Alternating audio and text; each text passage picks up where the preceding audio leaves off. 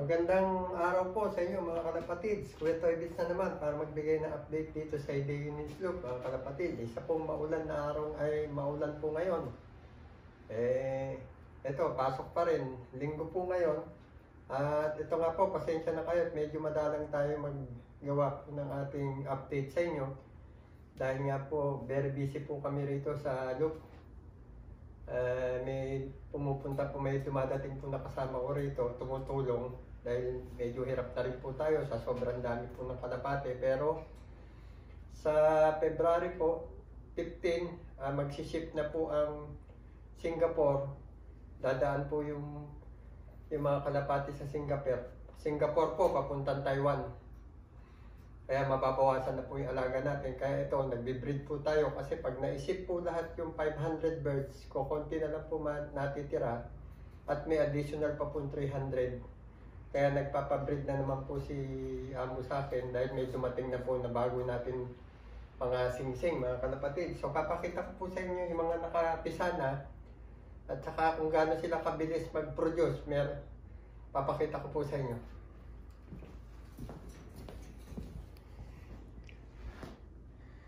Ito po yung ating mga binraid, karamihan po Jansen. Kasi nga po yung mga Jansen natin is kukunti na lang. Ayan po yung mga Jansen ni amo natitira dito. Tingnan natin kung may itlog na. Kasi grabe sila oh. Oh, may itlog na po oh. Tingnan nyo oh. Andyan pa yung anak, sinusubuan. At may itlog na. Na naman. Nasipag. Pangatlong clutch na yan. Kung sakaling merong ibang mangingitlog, papasiter na lang po natin para makapagpahinga itong breeder. Yan. Ito po bagong pinag-pair ko, Morris Gordon po ito. Ito po, tignan nyo, iwawalay ko na yung anak. Ito po yung anak, medyo natututo pa lang kumain. Nung nakaraan araw po sinusubuan pa, nakita ko, may itlog na naman. Pangatlong clutch na rin yan. Pero papansinin nyo rin, kung medyo maganda ang katawan, pabayaan nyo lang na limliman na nila. Pero kung medyo pumayat, maghanap tayo nung magsisiter po sa kanila. Mamaya, iwawalay ko na po itong dalawang anak. Louis Opel po ito. Tapos meron na naman tayong piner na Morris Gordon na black. Nagdadagdag ako ng Morris Gordon kasi marami pong nagre-request ng Morris Gordon. Ito po Jansen. Yan. Ito pong Jansen na to ay papuntang Taiwan kaya inapura ko po na i-breed para madalaman ng Taiwan to, at least may iwan siyang anak. Yan ang anak niya. Nag-off color po yung isa. Throwback po siguro yan. Pero white flight po yung nanay. White flight din. Kaso nga naging para siyang barless. O kung anong kulay yan lumabas. Ito, Jansen Brown. Iisa lang pong pinisaan kasi bagong pair lang to. Yan, hen po yan. Ito po yung cock. Jansen.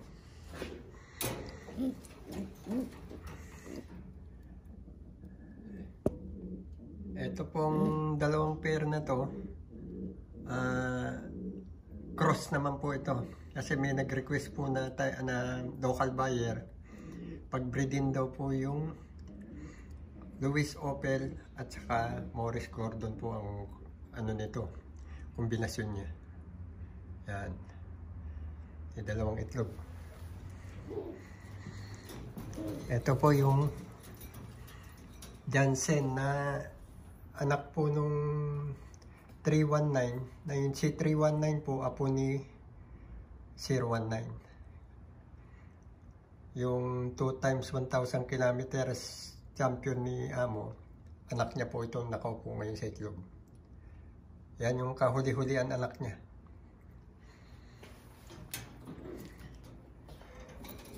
Ito naman pong dalawang Morris Gordon na to. Ito pong cock, tsaka tong hen na to, anak po ay nakabili si Mr. Hayashi ng mismong anak po nito nag-produce ng nag-champion last year. Kaya ibinalik po. So request po ni Mr. Ayasi na pagparising ulit. Bibili niya sana to, pero sinabi ko kay amo na huwag muna ibenta at paparamihin muna natin. Dahil producer po ito. Yan, mga Morris Gordon.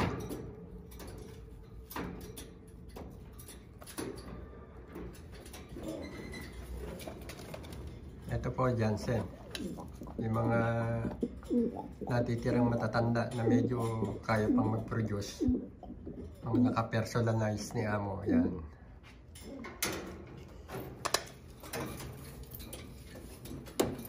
Ito po, auto winner. Yan, dalawang yan. Yan. Ito, marami tayong isinalang na velvet, mga black na Morris Gordon. Yan. Pinaparami natin. Ito pa, oh.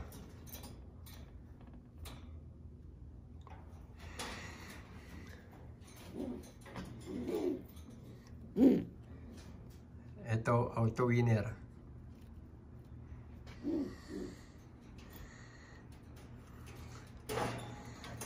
Ito, auto winner. Itong mga nakasalang, mga request na lang ng mga local buyer.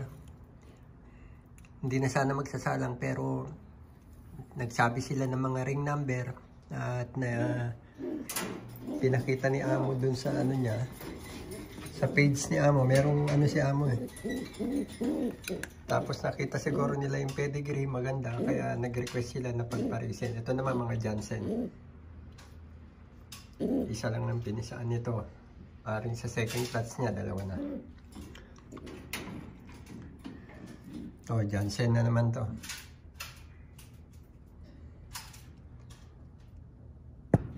Ito naman po, mga nandito na Jansen. Yung po yung mga pili ko na pambiyahe ko sana sa Pinas, pero binili ko muna.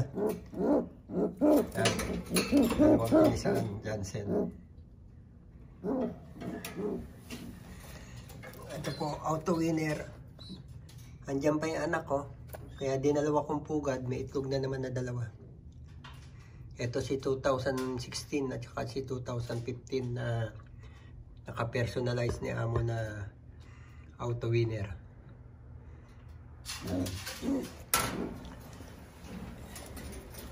Ito naman po, yung kak, anak po nung bali pamangkin niya yung nag-champion kay Mr. Ayasi sa tatay. Ito naman po, hen, pamangkin din nung nag-champion sa nanay. So pinagbangga ko uli sila, balang bumalik na yung pairing ng nag-produce. Ito sa tatay, yung black check. Ito namang isang check, isa nanay. Pinagbalik ko para bumalik uli yung dating kombinasyon nung nag-anak ng champion ni Mr. Ayasi. Ito, meron pa pala tayo rito, Morris Gordon. Yan, may itlog na, oh. Itim na itim tong isa, oh. So punta tayo sa labas at titignan po natin, papakita ko sa inyo yung mga flyer.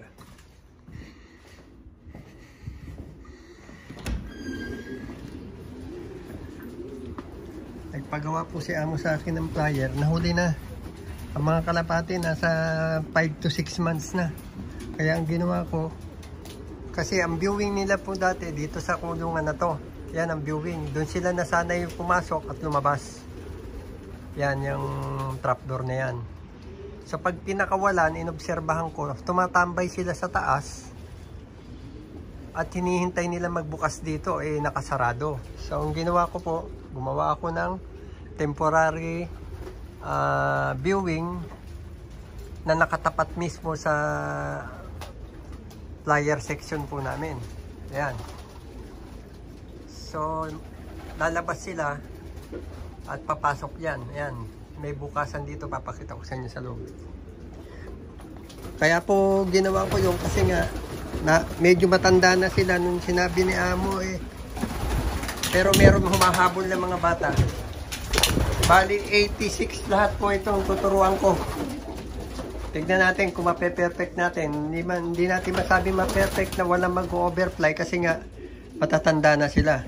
Pero meron tayong kasunod na isasalang dito sa ating tinuturuan. Yan, mga nahuli na sinabi ni Amo. Pero yung mga kasama nito, ginawa ko stock bird nandun sa kabila. Yan, ito po sila. Ito po, papakita ko sa inyo yung bago rito sa ating kulungan. Nagkabit po yung kasama ko ng ganito. Ito po yung automatic door na naka-timer. Kasi every other day po ang pasok ni Kuya Toy Beats.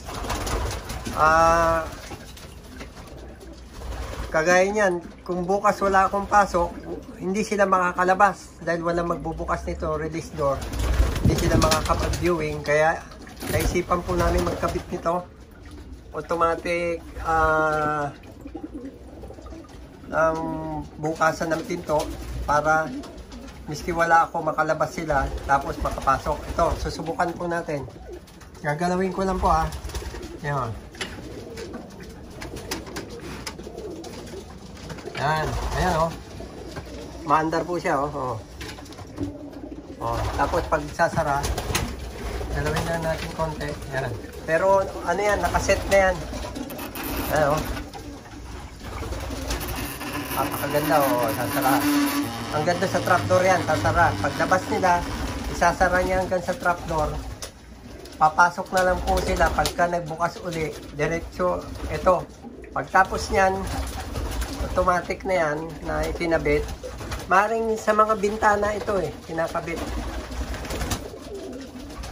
Pagtapos yan, dinagsara na po at pumasok na yung mga kalapate. Ito naman automatic feeder.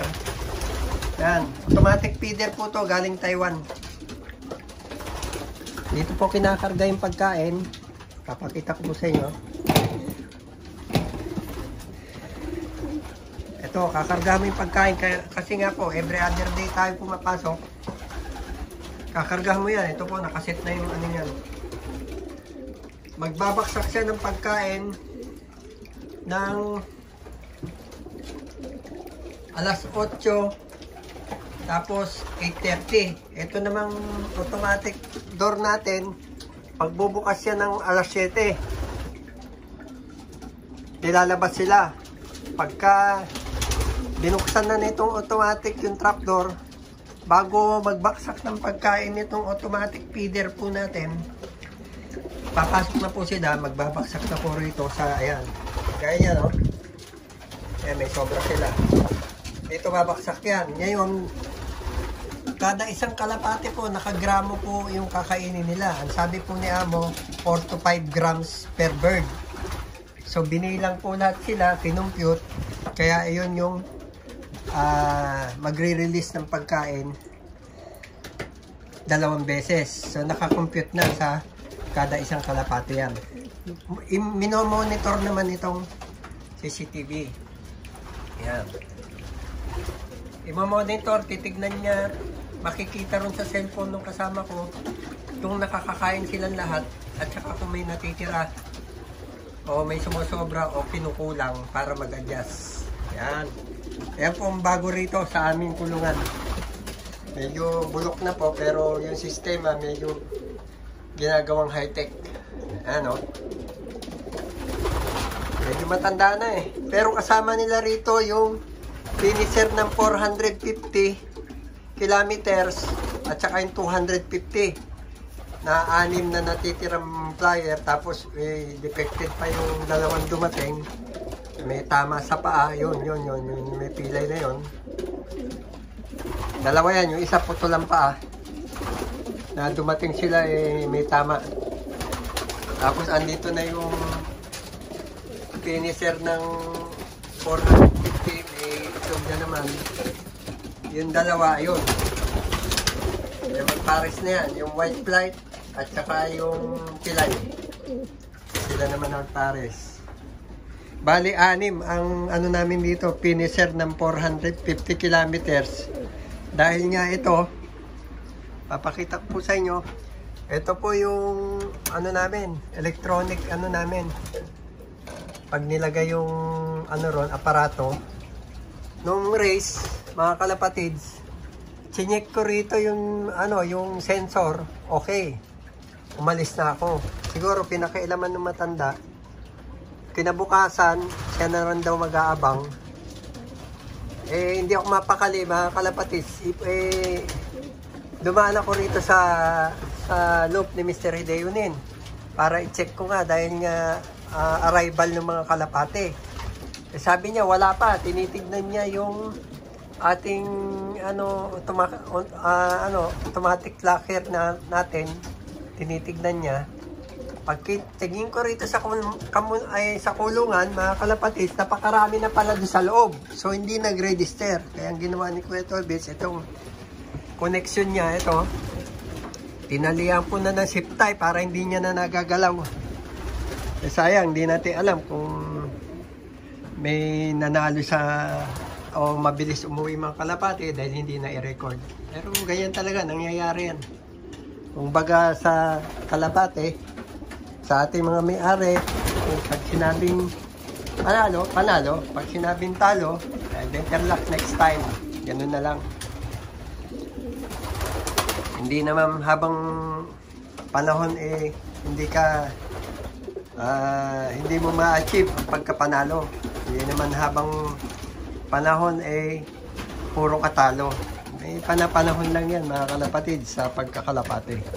Sana pag-uwi ni Kuya Torbits at makapag-uwi ng palahi nito ni Mr. Hideyunin na 4 na bloodline niya, masubukan ko rin dyan sa Pilipinas.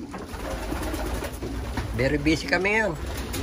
Ito, mamaya to, pagtapos palalabasin ko at maglilinis na tayo ng kulungan. Ito naman yung mga sumusunod, saka yung mga pinakita ko sa inyo kanina, sila naman ang tuturuan ko. Pero ito, marunong na pumasok dito sa trapdoor. Yan, marunong na sila. I-release ko lang yung mga yan, pagka okay na, ito mga to, ilalagay ko doon. So, ito yung mga kasamahan nung medyo nagkaedad na mga pinapaturuan niya mo. Kumuha ako ng mga stock bird. Tinignan ko yung mga pedigree, kung anak sila ng mga matatandang kalapate. Amo yung mga stock bird niya na mga naka-personalize. So ito yung mga stock bird ko rito na para sakaling maibiyahe man itong mga dadali ng Taiwan, may maiwan pa. Ito, meron din automatic feeder dito. Yan. At mamayang hapon kakargahan ko na naman yan para bukas meron pondo para ibaksak niya. Kaganda na nito mga kalapatids. Taon nang hinintay nito mga to bago maibiyahe. Pero ang biyahe po nito Singapore to Taiwan ha. Hindi pa po tayo accredited sa Pilipinas. Matagal silang mag-approve ng papeles dito sa Japan. Di ko alam kung bakit. Dadaan naman kami sa quarantine. Kasi first time mga kalapatids, wala pang accredited na importer dito sa Japan papuntang Pilipinas. Ngayon kung mag-comment nga kayo mga kalapatids kung meron kayong alam na meron na nakapag-uwi ng kalapate mismo sa Pilipinas, galing po dito sa Japan, message nyo lang po si Kuya Torbits para magtatanong po tayo rito sa kanya kung anong ginawa kung sakaling meron man mga kalapatids. Ayan, may mga bagong kaganapan dito sa Hideyunin Sloop mga kalapatids. So silipin naman natin yung nandun sa likod, yung mga napakatagal ko nang itinatago hanggang ngayon nandun pa. Pero pag nabakante ito, ililipat ko na sila rito. Kawawa naman sila ron rain or shine. Kagaya nyo, maulan.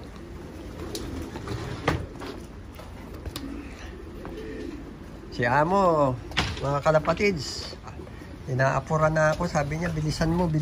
At parati na po siya kasing na-hospital. hindi sumasablay na. Kada isang buwan, hindi siya mako-combine.